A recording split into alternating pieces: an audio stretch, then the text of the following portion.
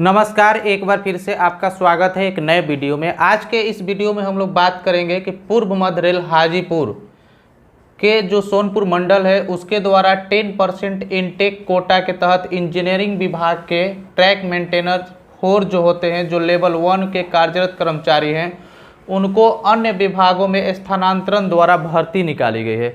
जैसा कि आप सभी को जानकारी होगा कि जो इंजीनियरिंग डिपार्टमेंट के ट्रैक मेंटेनर होते हैं, जो लेवल 1 में कार्यरत होते हैं और उनकी सेवा काल 8 वर्ष कंप्लीट हो गई हो, तो उनको एक ऑप्शन दिया जाता है रेलवे बोर्ड के जो IREM Indian railway establishment manual जो वॉल्यूम 1 का पारा 179 का 14 है, इसके तहत एक ऑप्शन दिया जाता है कि जो 10% वैकेंसी जो है अन्य विभागों में, उसको 10% इनटेक कोटा के तहत इंजीनियरिंग विभाग के जो ट्रैक मेंटेनर होते हैं उनके द्वारा भरी जाएगी। यहाँ पे रेलवे बोर्ड का पत्र संख्या भी है, आप चाहेंगे तो नेट पे सर्च कर सकते हैं। पत्र संख्या इतना डेटेड 13/12/2023 में जारी किया गया है।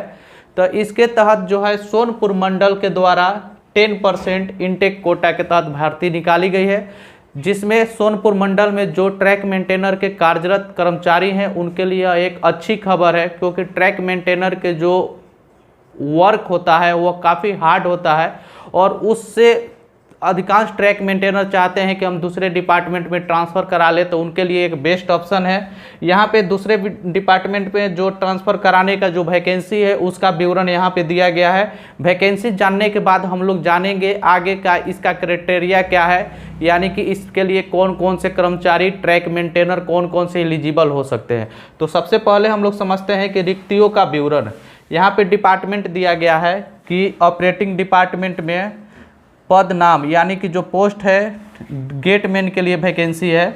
मैकेनिकल डिपार्टमेंट जो CNW होता है उसमें हेल्पर CNW के लिए वैकेंसी है। इलेक्ट्रिक डिपार्टमेंट में जो हेल्पर TL ट्रेन लाइटिंग होते हैं उनके लिए वैकेंसी है। इलेक्ट्रिक डिपार्टमेंट में हेल्पर AC जो AC के कर्मचारी होते हैं उनके लिए वैकेंसी है। और SNT यानी signal and telecom helper signal के लिए वैकेंसी है। तो ट्रैक मेंटेनर चाहेंगे तो इन डिपार्टमेंट में इन पद पे जा सकते हैं। मैं आपको जानकारी के लिए बता दूं कि जो ट्रैक मेंटेनर 4 होंगे उनका जो लेवल होगा 1 होना चाहिए और ग्रेड पे 1800 होना चाहिए। ये भी जितने भी पद है ये सभी लेवल 1 और 1800 ग्रेड पे का ही पद है। सिर्फ अंतर यही है कि ये ट्रैक मेंटेनर इंजीनियरिंग डिपार्टमेंट के अंतर्गत आता है और ये सेम पद होता है, ये दूसरे डिपार्टमेंट के अंतर्गत आता है। तो यहाँ पे ऑपरेटिंग डिपार्टमेंट में गेटमैन की भर्ती निकाली गई है, जो लेवल 1 ग्रेड पे 1800 का पद है। इसका जो मेडिकल कैटेगरी होगा यह A2 होगा और इसमें जो UR यानी कि जो जनरल कैटेगरी होते हैं उनके लिए 5 वैकेंसी दिया गया है। OBC के लिए 3 दिया गया है, SC के लिए 2 दिया गया है और ST के लिए 1 दिया गया है। इस तरह से कुल वैकेंसी गेटमैन के लिए सोनपुर डिवीजन में इनटेक 10% कोटा के तहत 11 वैकेंसियाँ है। उसी तरह से मैकेनिकल CNW हेल्पर में जो CNW होते हैं इनका भी ग्रेड पे 1800 लेवल 1 ही होगा, और लेकिन इनका मेडिकल कैटेगरी B1 होना चाहिए। इसमें 4 वैकेंसी है। जनरल के लिए, OBC के लिए 2 है और SC के लिए 1 है और ST के लिए 1 है। इस तरह से कुल वैकेंसियाँ जो है 8 है। उसी तरह से electric helper TL train lighting के लिए है, इसका भी लेवल 1 होना चाहिए और ग्रेड पे 1800 होना चाहिए। मेडिकल कैटेगरी इसका भी B1 होगा और इसमें UR यानी जनरल कैटेगरी का 1 वैकेंसी है। OBC के वैकेंसी नहीं है, SC का वैकेंसी नहीं है और ST का वैकेंसी नहीं है। इस तरह से 1 वैकेंसी है। उस तरह से इलेक्ट्रिक हेल्पर AC में भी लेवल 1 और ग्रेड पे 1800 होना चाहिए। इसका भी मेडिकल कैटेगरी जो है B1 होना चाहिए और इसमें भी जनरल के लिए 1 वैकेंसी है, बाकी कहीं वैकेंसी नहीं है। इस तरह से टोटल 1 वैकेंसी है। और SNT यानी signal and telecom helper signal का वैकेंसी लेवल 1 और ग्रेड पे 1800 होना चाहिए। इसका भी मेडिकल कैटेगरी B1 होना चाहिए और इसमें भी जनरल के लिए 1 पद है, बाकी कोई पद नहीं है। इस तरह से कुल 1 वैकेंसी है। अब हम लोग समझते हैं कि टोटल वैकेंसी जो है इस तरह से जनरल कैटेगरी के लिए इस तरह से सभी पदों को मिला के 12 है। OBC के लिए सभी पदों को मिला के 5 है।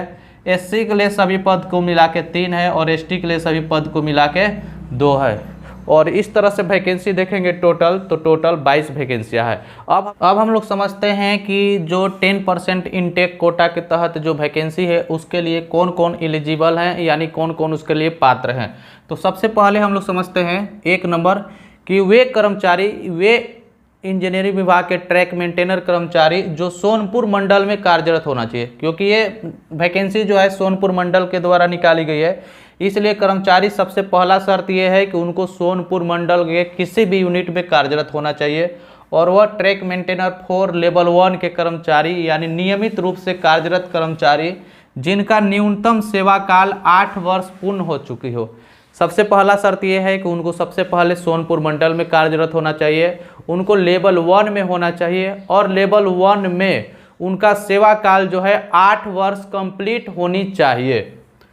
दूसरा नंबर शर्त यह है कि वे कर्मचारी जो लेवल 2 में कार्यरत हैं, सपोज कीजिए कि कोई लेवल 1 के कर्मचारी थे, उनका प्रमोशन हो गया, वो लेवल 2 में चले गए हैं, लेवल 2 में कार्यरत हैं, वो भी आवेदन कर सकते हैं, लेकिन शर्त ये है कि जब उनको नए डिपार्टमेंट में अलग पोस्टिंग की जाएगी वहाँ पे उनको लेवल 1 के पद को स्वीकार करना होगा, यानी कि लेवल 2 से उनको लेवल 1 में जाना होगा, उनको ये लॉस सहना होगा। तो लेवल 2 के कर्मचारी भी चाहेंगे तो 10% इनटेक कोटा के लिए आवेदन कर सकते हैं। तीसरा नंबर शर्त है कि दिनांक 27/8/2024 इसी डेट को जो है इसका नोटिफिकेशन जारी किया गया था, यानी कि अधिसूचना तिथि जो है 27/8/2024 को न्यूनतम 8 वर्ष सेवा पूर्ण होना चाहिए। तो आपको ये कंफ्यूज होगा कि मेरी सेवा 8 वर्ष कब मानी जाएगी, तो ये जो नोटिफिकेशन की तिथि है 27/8/2024, इस तिथि तक आपके जो इनिशियल अपॉइंटमेंट होगा उस तिथि से लेकर इस तिथि तक आपकी सेवा काल 8 वर्ष पूर्ण होनी चाहिए। उसके बाद हम लोग समझते हैं कि इसके लिए जो क्वालिफिकेशन होगा, शैक्षणिक योग्यता जो होगा वह 10वीं रखी गई है या इसके इक्विवेलेंट यानी कि समकक्ष। उसके बाद कर्मचारी को DAR, SP, विजिलेंस मामलों से मुक्त होना चाहिए, यानी कर्मचारी पे किसी प्रकार की चार्जशीट नहीं होना चाहिए, तो वे आवेदन कर सकते हैं। तो हम लोग समझ गए कि एलिजिबिलिटी क्या होनी चाहिए। अब हम लोग समझते हैं कि जो पोस्टिंग होगा, जो स्थानांतरण के तहत वैकेंसी को भरी जाएगी, उसका शर्त क्या है। अब हम लोग समझते हैं कि स्थानांतरण द्वारा भर्ती प्रक्रिया, इस भर्ती प्रक्रिया का नियम क्या होगा और किस तरह से सेलेक्ट किया जाएगा। तो सबसे पहला है कि पात्र कर्मचारियों के आवेदन पत्रों की सूची वरीयता अनुसार तैयार की जाएगी। जैसे जैसे सभी कर्मचारी अपना आवेदन जमा करेंगे, उस आवेदन में जो भी पात्र कर्मचारी होंगे उनको वरीयता के अनुसार यानी सीनियरिटी के अनुसार जो है उनका सूची तैयार किया जाएगा। उसके बाद मेडिकल कैटेगरी को फुलफिल करना होगा। कोई भी कर्मचारी अगर दूसरे पद में जाने के लिए आवेदन कर रहे हैं तो उनको सबसे पहली बात कि जिस पद के लिए आवेदन कर रहे हैं उस पद का जो मेडिकल कैटेगरी दिया गया है क्या उसको फुलफिल करते हैं, और कर रहे हैं तभी वो आवेदन करें, अन्यथा वहाँ पे जाकर उनका आवेदन जो होगा उसको निरस्त कर दिया जाएगा। उसके बाद फिजिकल स्टैंडर्ड रखते हो, जिस पद के लिए आवेदन कर रहे हैं उस पद का जो फिजिकल स्टैंडर्ड है क्या उसको फुलफिल कंप्लीट कर रहे हैं, तो ही उनके आवेदन पर विचार किया जाएगा, अन्यथा नहीं किया जाएगा। उसके बाद होगा शॉर्ट लिस्ट। ये सारी चीज़ होने के बाद कर्मचारी का जो आवेदन होगा उसको शॉर्ट लिस्टेड किया जाएगा। शॉर्ट लिस्टेड कर्मचारियों को चुने गए पद का प्रशिक्षण पाठ्यक्रम करना होगा। अगर आपका नाम शॉर्ट लिस्ट में आ जाता है तो आपका नाम जिस पद के लिए आया है उस पद का जो ट्रेनिंग है उसको ट्रेनिंग करना होगा। उसके बाद उस मंडल में किसी भी जगह काम करने के लिए तैयार रहना होगा। आपका पोस्टिंग जब नए पद पे हो जाएगा तो सोनपुर डिवीज़न के किसी भी जगह आपकी पोस्टिंग की जा सकती है, आप उससे अस्वीकार नहीं कर सकते हैं। उसके बाद जो आपका सीनियरिटी होगा, आपके मन में ये दुविधा होगा कि हमारा पोस्टिंग अगर नए पद के लिए हो जाता है तो मेरा सीनियरिटी वहाँ पे किस प्रकार से काउंट किया जाएगा। तो मैं आपको बता दूं कि आधी सेवा काल का लाभ वरीयता में दी जाएगी। सपोज कीजिए कि आप ट्रैक मेंटेनर में 10 साल नौकरी किए और आपका अगर नौकरी जो है आपको ऑपरेटिंग डिपार्टमेंट के गेटमैन में हो जाता है तो 10 साल के आपको लाभ नहीं दिया जाएगा। 10 साल का आधा करेंगे तो 5 साल, यानी कि वहाँ से आपको 5 साल का जो सीनियरिटी है उसका लाभ दिया जाएगा। अब हम लोग समझ लेते हैं कि इसका अंतिम तिथि क्या है। तो दिनांक 18 सितंबर 2024 को 17 बजे तक आप अपने IN यानी कि जो नज़दीकी IN कार्यालय है वहाँ पे इसमें एक परफॉर्मा जारी किया गया है। उस परफॉर्मा को अच्छे तरह से भरकर आप अपने IN के कार्यालय में जमा करेंगे। आपके IN की जिम्मेवारी होगी कि उनके अंदर जितने भी ट्रैक मेंटेनर के कर्मचारी, चाहे वो ट्रेनिंग पे हो या कहीं छुट्टी पे हो या किसी विशेष स्थिति के कारण वो ड्यूटी पे नहीं है, तो उनको सूचित करने की जिम्मेवारियाँ जो है वह IN को दिया गया है, सहायक मंडल इंजीनियर को दिया गया है।